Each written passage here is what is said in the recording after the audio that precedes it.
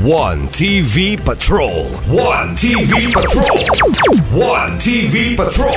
One TV Patrol.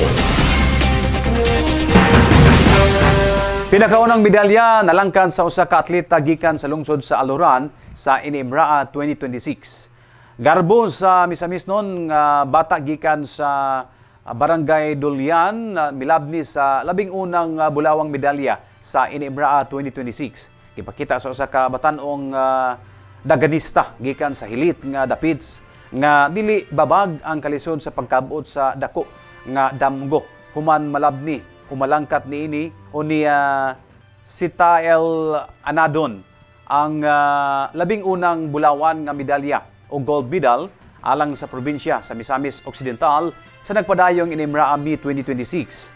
Sa si Anadon kinsa usa ka masigarbuhon nga tinun-an sa Dulyan Primary School, ipakita sa iyang talagsaong kapaspas o determinasyon human niya gipurot ang iyang kusog aron magmabulukon ang iyang paghuman sa 1,500 meter run elementary girls.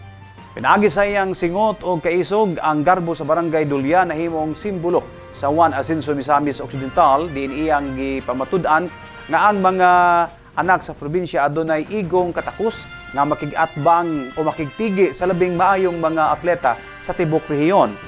Pasalamaton o mapasigarbuhon usab ang tibok komunidad sa Aluran ubos sa pagpangulo ni Mayor Gardson Mutia. Ingon man ang tibok kagamhanan sa probinsya sa dungog nga gidala ni Sitael. Ang iyang kadaugan dili lang usa ka personal nga kalampusan kundi usa ka inspirasyon sa matag misamisnon nga nangandoy og mas hayag nga kaugmaon. Sa pagkakaron nagsilbing mitsa sa kadasig ang kadaugan ni Anadon alang sa uban pang mga atleta sa probinsya nga nagpadayon sa ilang pakigbisog sa naglaing sports categories. One TV Patrol.